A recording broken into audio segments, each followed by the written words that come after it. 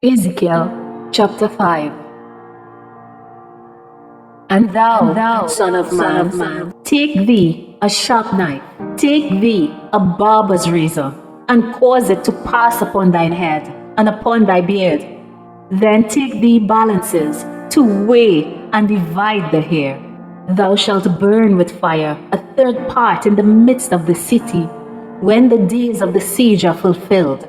And thou shalt take a third part, and smite about it with a knife.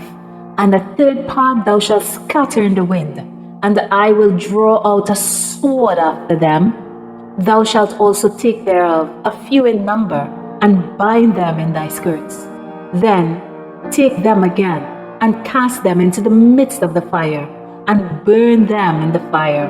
For thereof shall a fire come forth into all the house of Israel.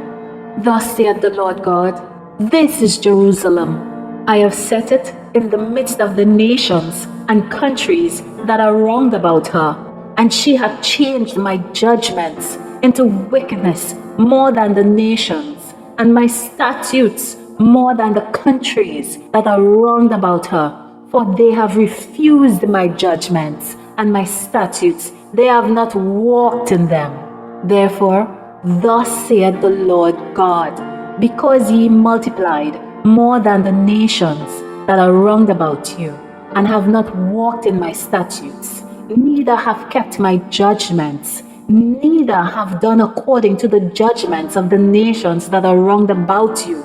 Therefore, thus saith the Lord God, Behold, I, even I am against thee, and will execute judgment in the midst of thee, in the sight of the nations. And I will do in thee that which I have not done, and whereunto I will not do any more the like, because of all thine abominations. Therefore the fathers shall eat the sons in the midst of thee, and the sons shall eat their fathers, and I will execute judgments in thee, and the whole remnant of thee will I scatter into all the winds. Wherefore, as I live, saith the Lord God, surely because thou hast defiled my sanctuary with all thy detestable things, and with all thine abominations, therefore will I also diminish thee. Neither shall mine eye spare, neither will I have any pity. A third part of thee shall die with a pestilence, and with famine shall they be consumed in the midst of thee, and the third part shall fall by the sword round about thee. And I will scatter a third part into all the winds, and I will draw out a sword after them. Thus shall mine anger be accomplished, and I will cause my fury to rest upon them, and I will be comforted, and they shall know that I, the Lord, have spoken it in my zeal, when I have accomplished my fury in them.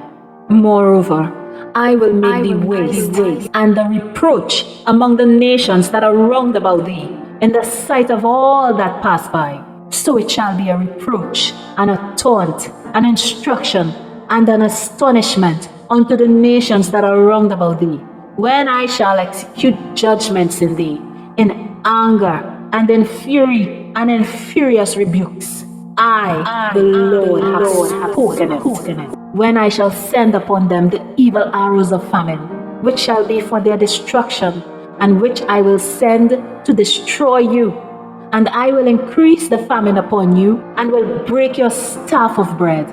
So will I send upon you famine and evil beasts, and they shall bereave thee, and pestilence and blood shall pass through thee, and I will bring the sword upon thee. I, the Lord, have spoken it.